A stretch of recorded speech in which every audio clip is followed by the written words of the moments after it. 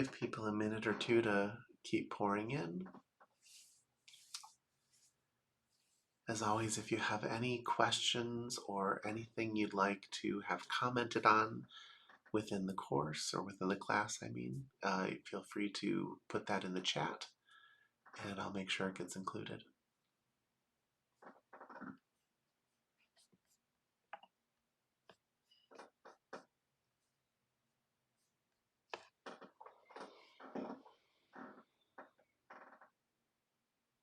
All right, everybody. Let's take a deep breath.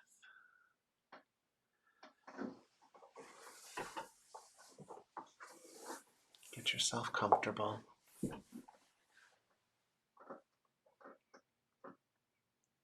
Ideal when you're learning how to meditate is that your spine is in a position where it can just be fairly erect.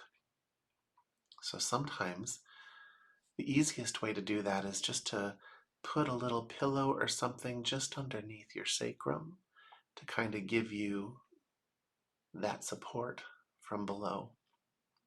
Unless you're sitting on a meditation cushion or something, which does that automatically. And if you can't do that, it's okay. But when things are just straight up and down, the energy flows a little easier.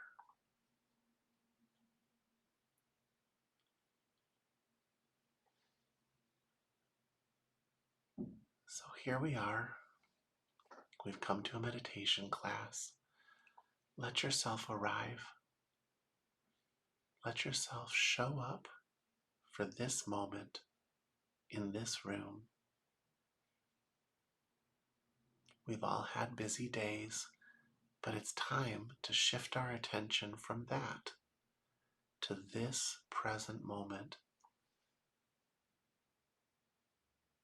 To do that, we let ourselves slow way down.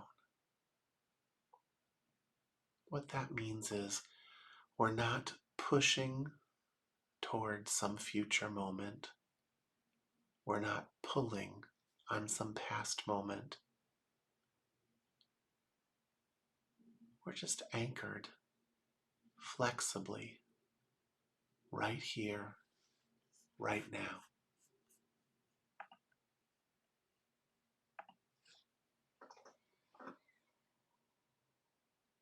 And from that place, just begin to breathe.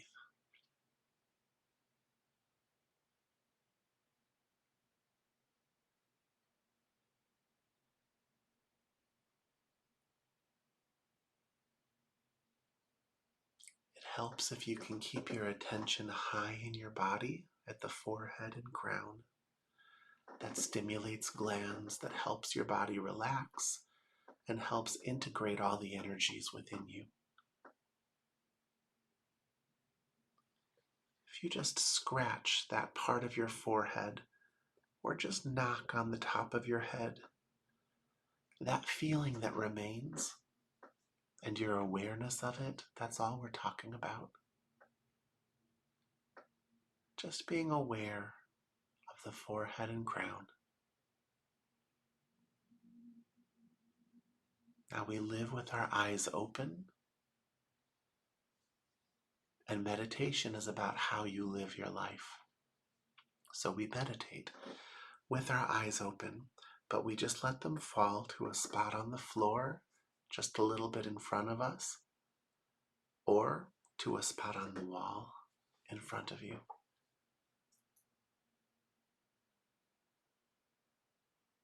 But the attention is not on what's in front of you. The attention is at the forehead, the crown, and then the whole picture of the room. Taking in your peripheral senses, everything to the sides, everything above, everything below, all at once. That's different than focusing on just one thing. It's a soft focus. And what that soft focus does is it helps you silence the mind. So let's start there. Do that for a moment or two. Attention at the forehead and crown, vision encompassing the whole scene in front of you.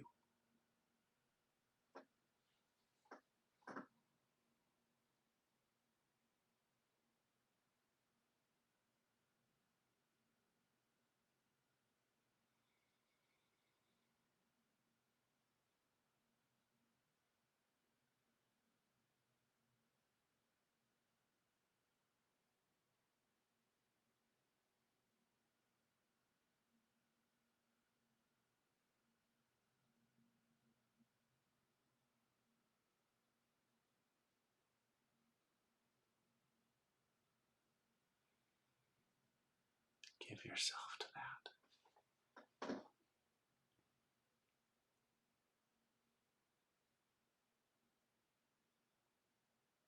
Let everything else just burn itself out.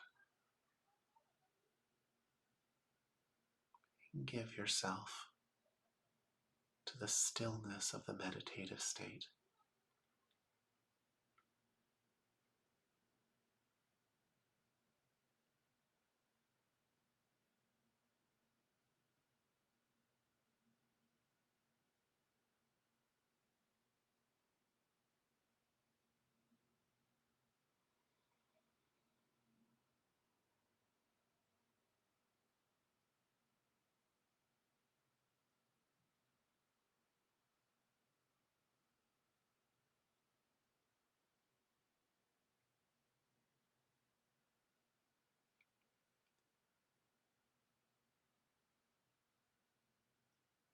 Now, just like your eyes are taking in the whole moment at once, let your hearing expand out and take in the whole moment, this moment, right here, right now, as far out as you can reach.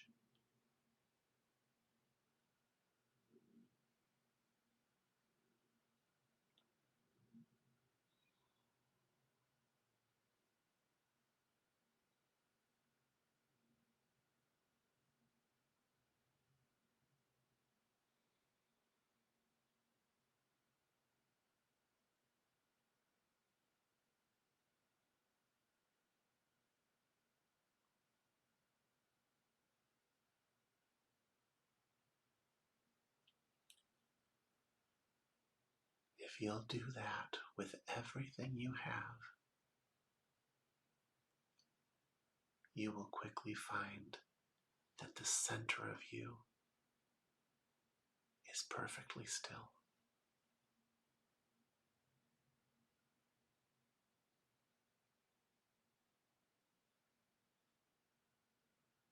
Nothing to heal, nothing to figure out.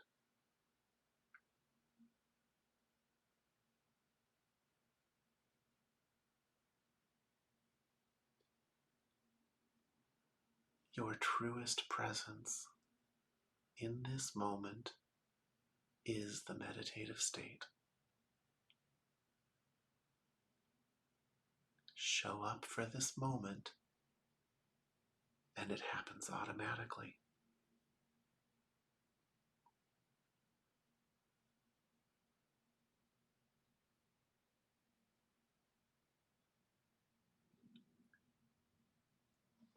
Nothing to hold in place.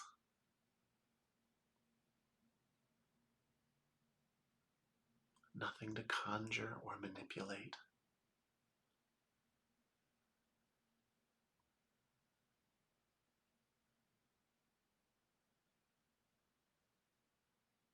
This is what you are when you stop conjuring and manipulating.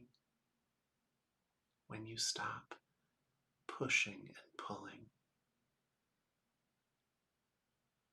protecting and preserving, fighting and defending.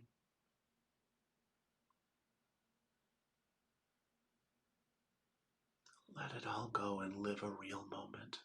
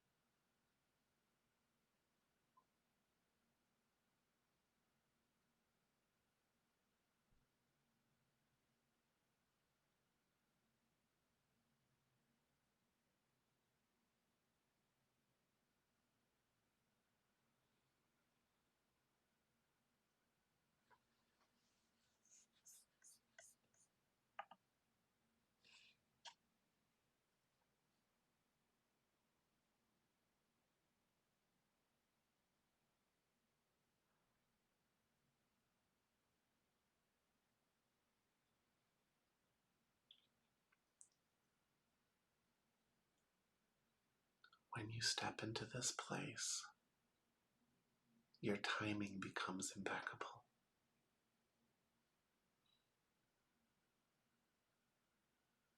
What needs to be said gets said. What needs to be known gets shown to you.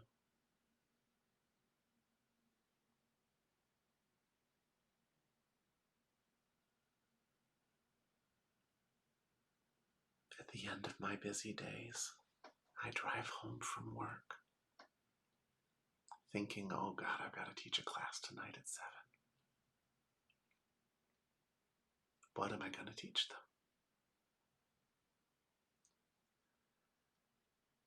And I come up with all sorts of things.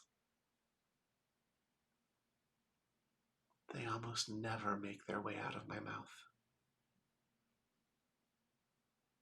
because I sit down, I throw myself open, and the moment doesn't pull them forward.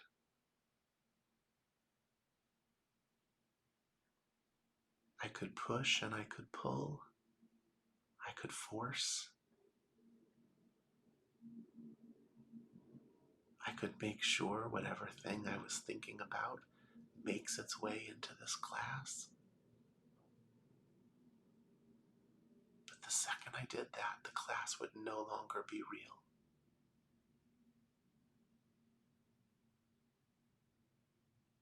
I'd be teaching you my mind instead of teaching you myself.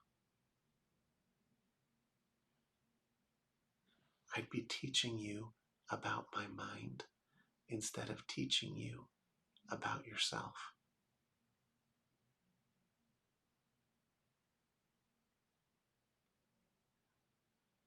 I'd be handing you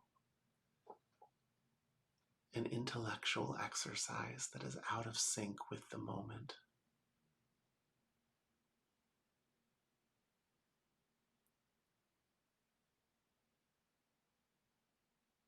Which means what's actually special about these classes would disappear. I can count on one hand how many times what I thought needed to be discussed actually gets discussed.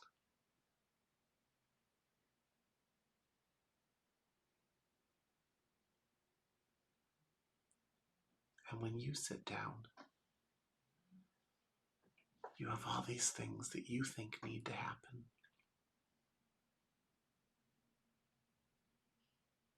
Most of them aren't even things that have anything to do with this class. They're what you're going to eat for dinner or what happened at work the day before.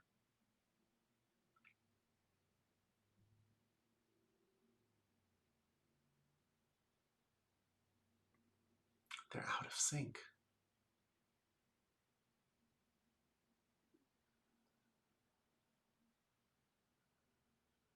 They stand in the way of your experience of you.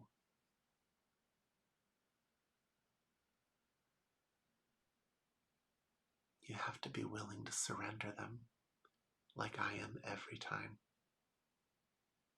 I sit down and I throw myself open. And I just listen. And whatever comes out of my mouth is a product of this moment.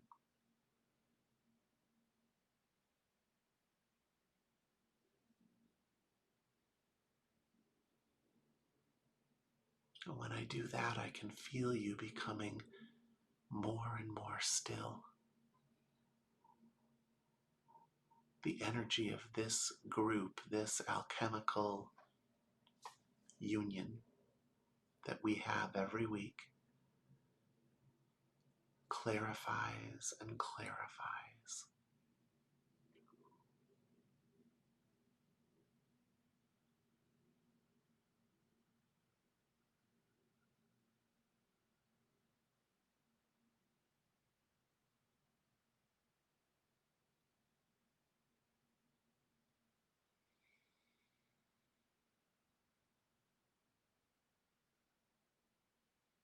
Joanna, I see your question, and yes, we can definitely expand upon that.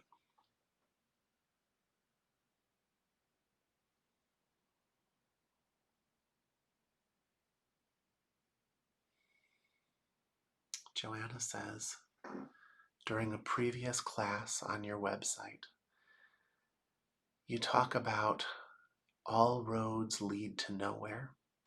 Could you please expand on that? It's not off topic.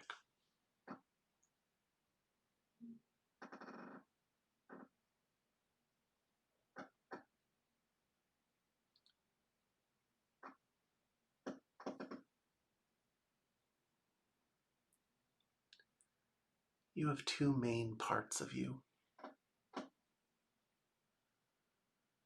One is your true self, eternal, conscious, witnessing everything 24 hours a day. In fact, it exists outside of time. That's the part you contact when you are in meditation.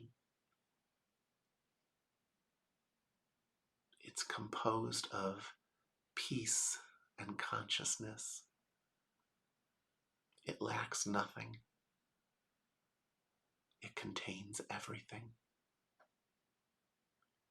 A pregnant emptiness that contains absolutely everything.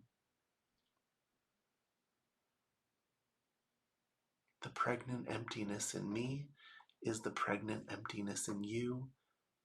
There is no difference between us. We are not different. I am not special.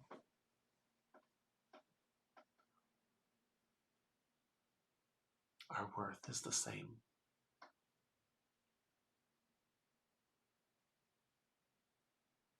That pregnant emptiness was here before you were born. It was here before the human race existed.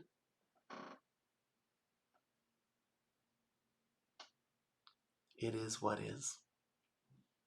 Don't take my word for that. Get in touch with that part of yourself and experience it.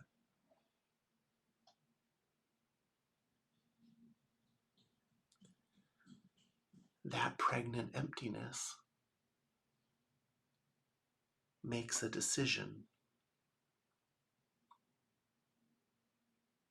to separate itself into a million different pieces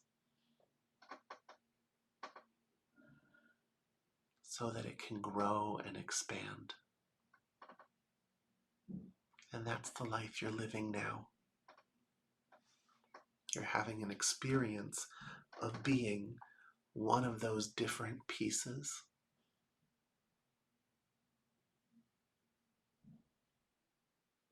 And you live a life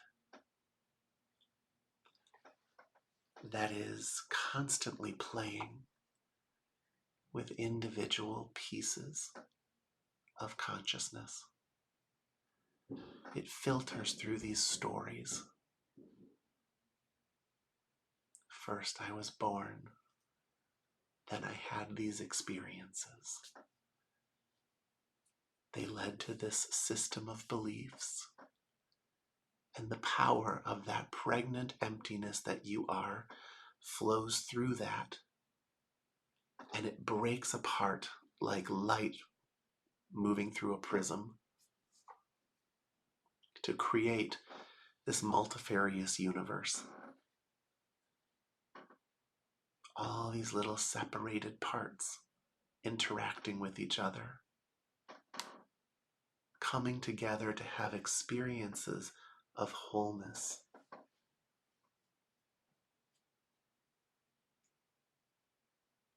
You know, that moment when you find that person that you can just completely let go of yourself in front of them. Or that piece of art that you can just completely let go and flow all of your brilliance into it once. Or that job that you're just so wholeheartedly given to.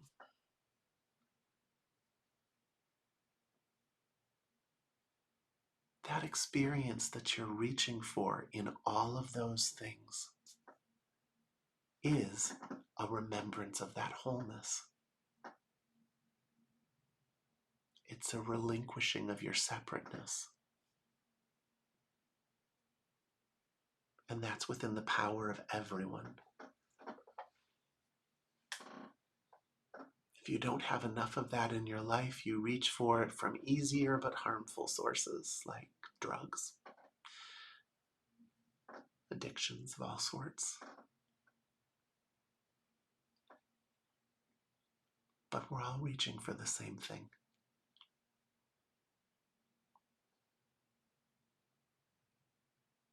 Trying to find that moment where the story of lack disappears and we can just feel complete again.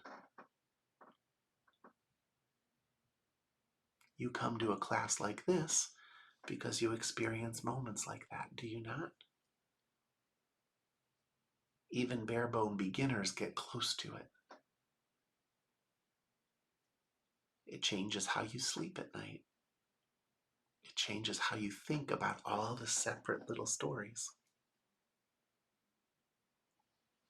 Doesn't it? You wouldn't come if you didn't experience an actual change.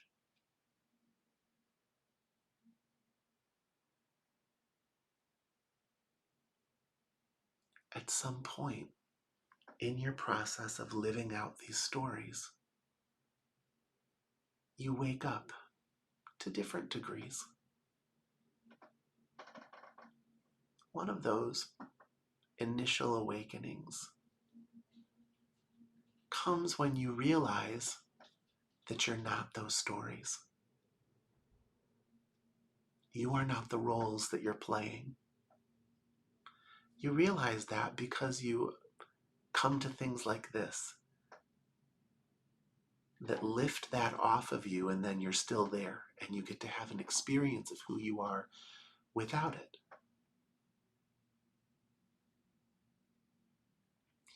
And so you know you're not that. And yet you're still in it. So am I. Very difficult to move through this world without a story. Stories are the currencies of this world. You play roles within other people's lives.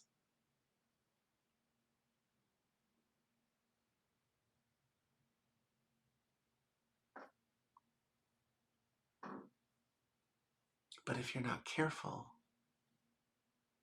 stories tend to make a person fall asleep. You forget that they're just stories.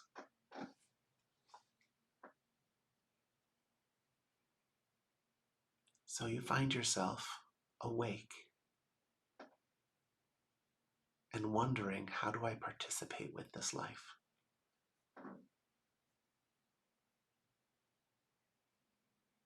Well, the first thing you need to realize and hold strongly inside of you is that all stories lead to nowhere. They all lead to the same place. And that place is nowhere. They don't lead to your fulfillment. They don't lead to any lasting comfort or joy. If they did, you would have gotten there by now.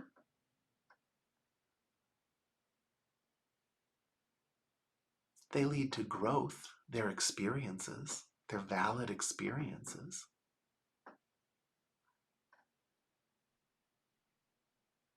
But they're not going anywhere, because whatever you attain from that story dies with you in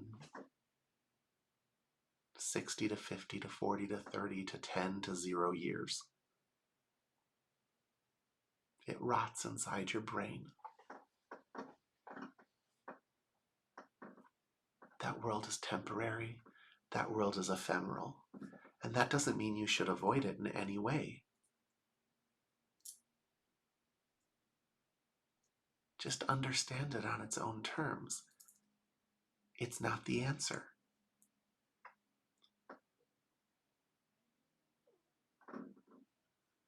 those stories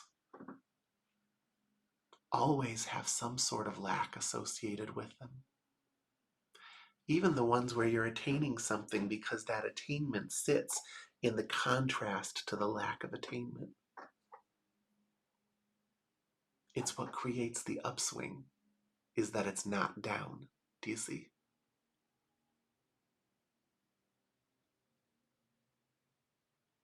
But that upswing always ends up coming back down. That's just the nature of the world of stories, because they always contain their opposites, just like we described.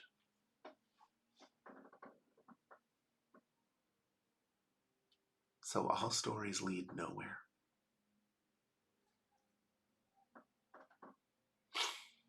You know, a spiritual teacher once said that all stories lead nowhere. Therefore, the spiritual warrior selects a path with heart. You know, when you're trying to figure out what to do, knowing that none of it is real and none of it is the answer, how do you participate in this life? You're not dead. You have to participate. And so a spiritual warrior always just chooses whatever path has the most heart, something that they can really just give their heart to. It'll still lead to the same place, nowhere at all.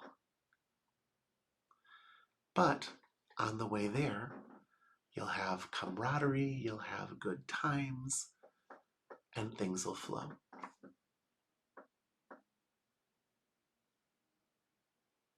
So that's where that quote comes from. It's a quote from Castaneda by his teacher Don Juan, who may or may not have even existed.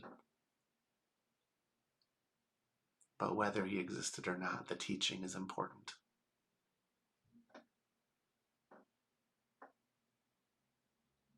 All roads lead to the same place, which is nowhere. Therefore, the spiritual warrior selects a path with heart, something they can give themselves to wholeheartedly, because in that wholeheartedness, energy can flow and your heart can expand.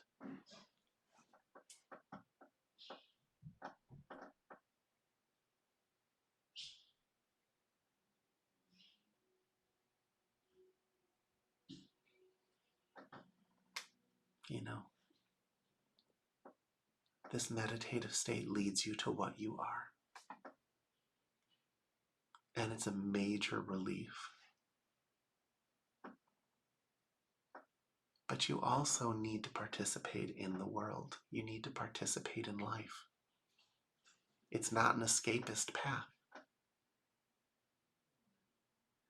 But when you know what's real and you know what's a story, then it clarifies that participation.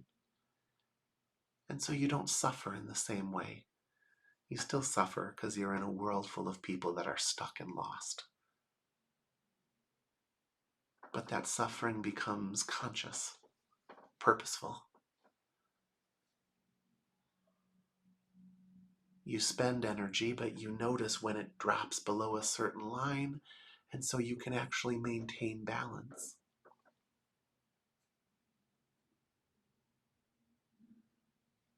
Like I've said before, I ride that line a lot.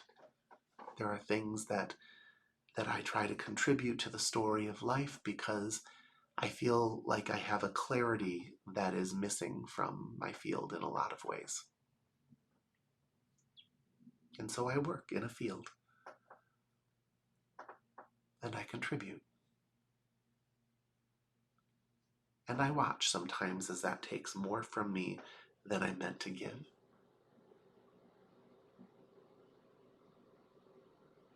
I hold certain things in place to make sure that I never get lost.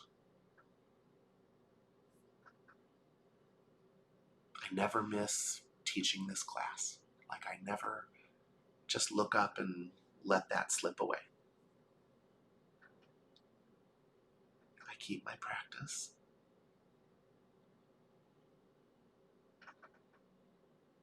And there's just a part of me that never goes to sleep. It happens after you've been doing this for a long time. At some point, you just slip into a realization where there's a part of you that's always awake. You know, even if your balance starts going off, you know why. You know if you can afford to stop doing what you're doing, or if you need to keep pushing. But you do it consciously, and you're just aware. We're not here to sit on a log, you know?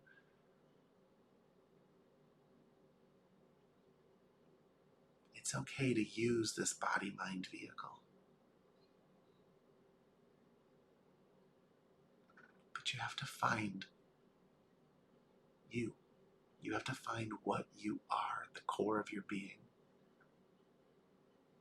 And you can't lose sight of it.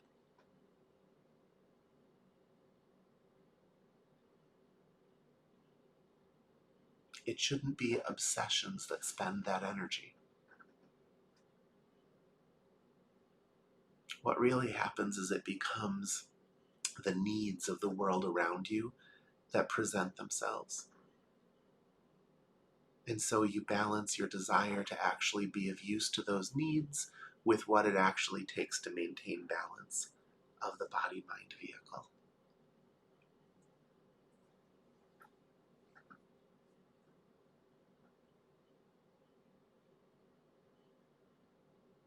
But the prize, the most important thing, that perfect thing that sits at the heart of all of it, is you, your true self, that wakefulness. That needs to flow through all of it.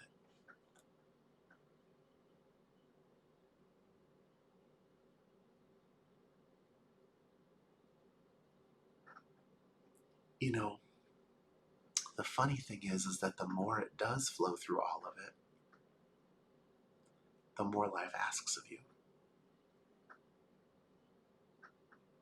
Because that value that comes through, it has a light to it that attracts more requests.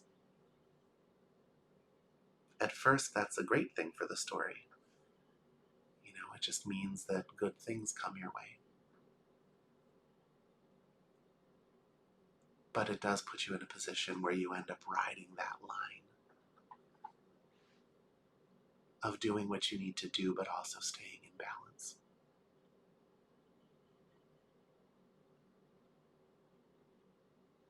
So it's important that you believe in what you're doing and that you can feel the heart of what you're doing.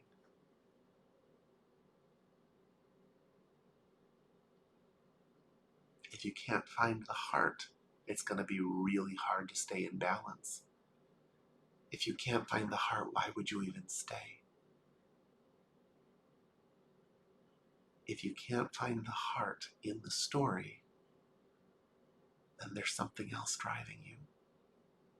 And you need to get that in check.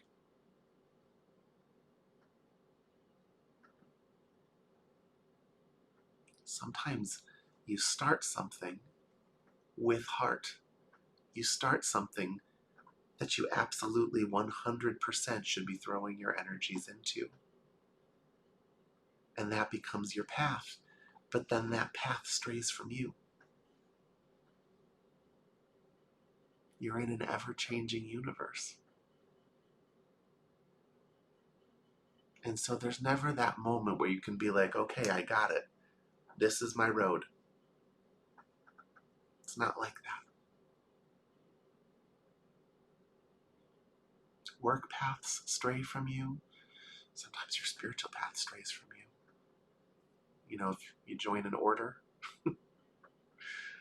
let me tell you, it can go south quickly.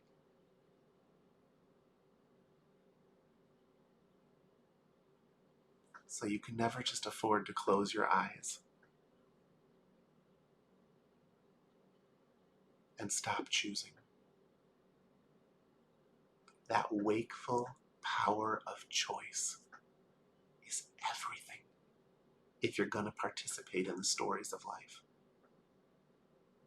When that goes to sleep, it's only a matter of time before you go rolling down the hill into the muck.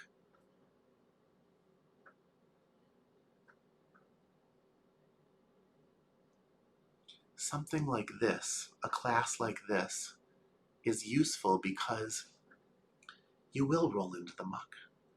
And so to have somebody who on a regular basis can come in and just wake you back up, dust you off a little bit and remind you, it's very useful. Whether it's me or some other teacher, it's very useful to have something you do no matter what, to keep yourself awake and moving forward.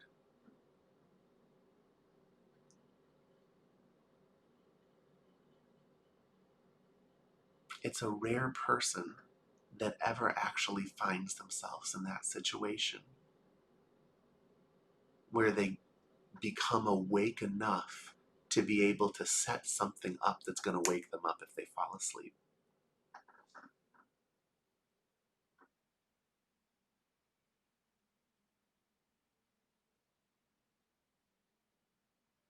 I highly recommend it. Doesn't have to be me. I'm not for everyone. But you should have something that you participate in no matter what. Preferably something not too dogmatic. Something real.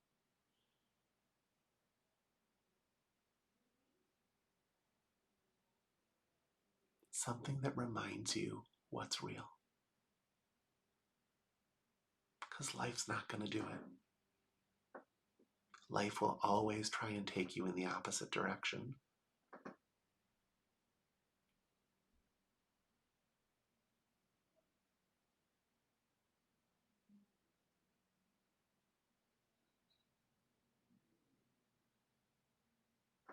You know, I've been teaching like this for 20 years, maybe more.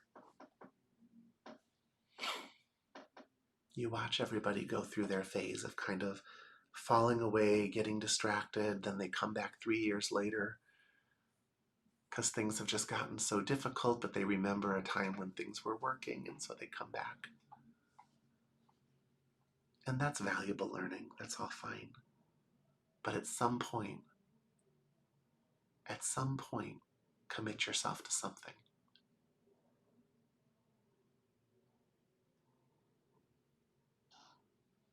Something you're going to do no matter what, whether you feel it or not.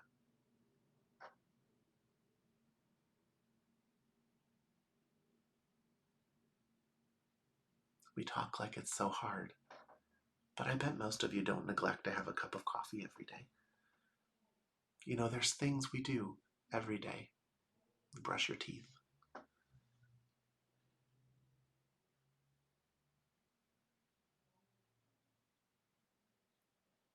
You gotta have something you do every day that wakes you back up. And something like this that you do every week or at least every month. That if you've slipped away, someone can kind of come in and just shake you awake.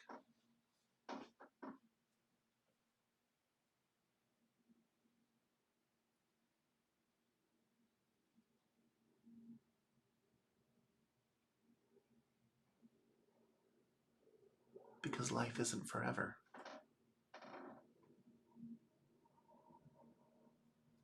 You need to kind of keep that trajectory moving towards wakefulness.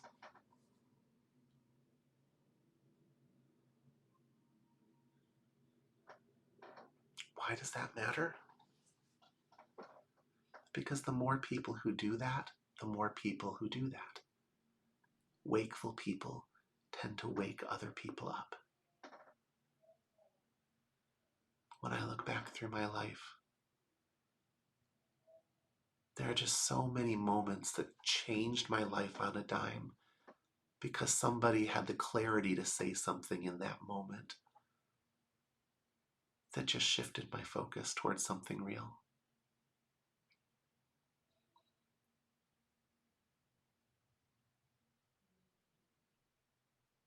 At this point, you shouldn't be accidentally stumbling into those moments. You should be positioning yourself for those things to happen.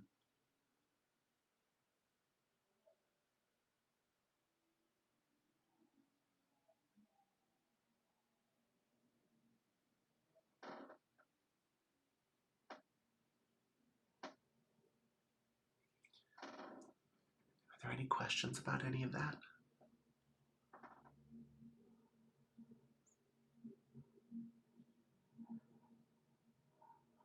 It's kind of basic, but it's probably the most important thing you can hear.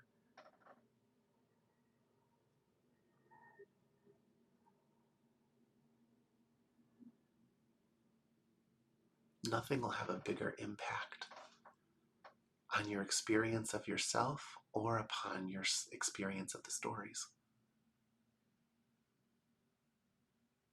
than that.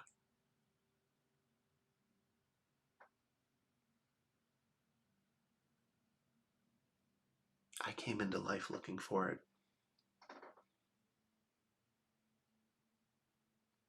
but everyone has to start somewhere.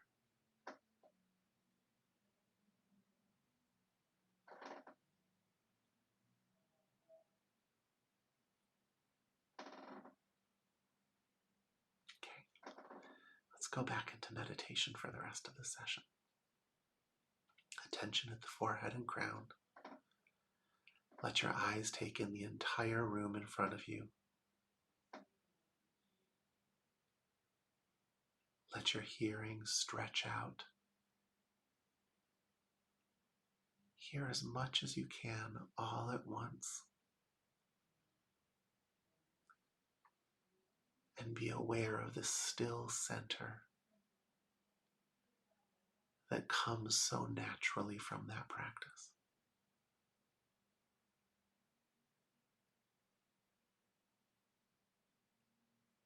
Nothing to manipulate. Just use your senses to show up for this moment.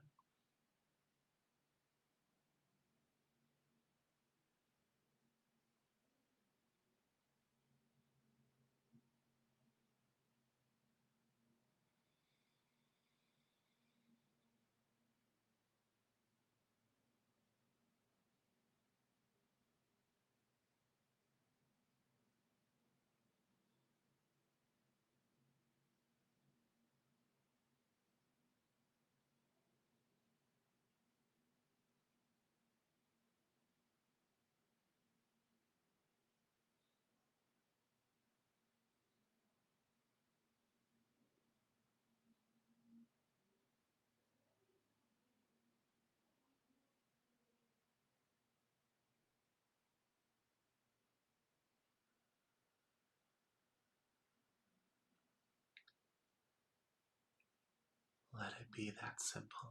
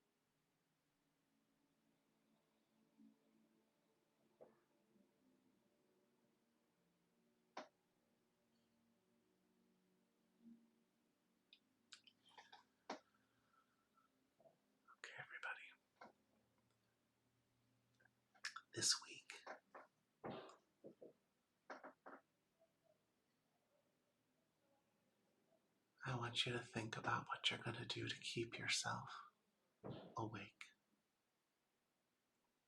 What protections you're going to put in place in your schedule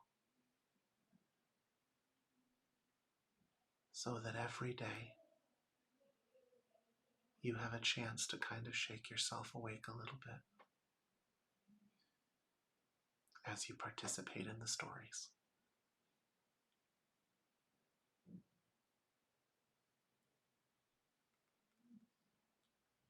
Set yourself up for success and know that even the smallest thing that you do every day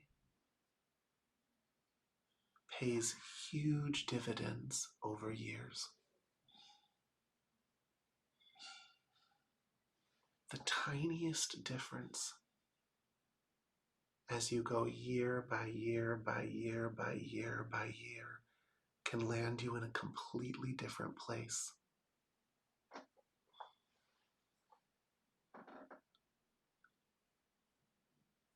Than if you just stay where you're at, doing what you're doing.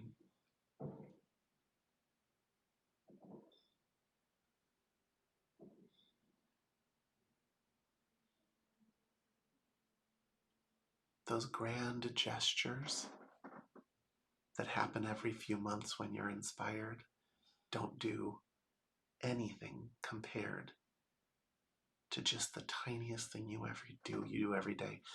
5 minutes. 5 minutes, if you do it every day, will have a bigger impact than 45 minutes once a month.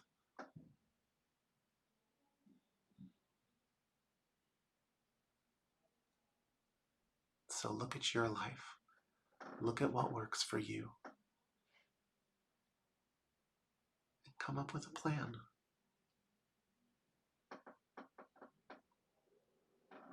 I remember when I was a portable massage therapist. For me, I decided that the 10 minutes before I got out of my car for every session, I was going to spend meditating. I had my other practice too, but if that practice didn't happen, I still had that. It changed who I was when I'd walk through the door. It changed who I was by the end of the day, and it kept things moving forward.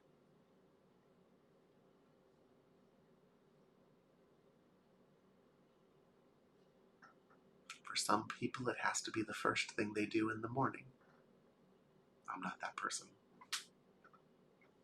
The person who wakes up in the morning is not the same person that goes to sleep at night. What's going to work for you?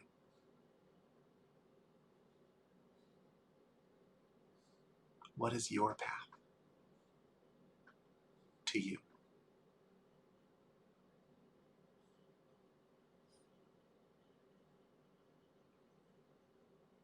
Spend a few days looking at that, and then try and practice it. Practice what you come up with.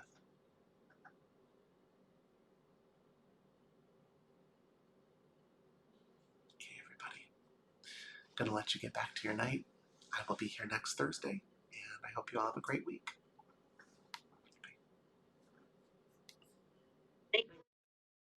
Thank you.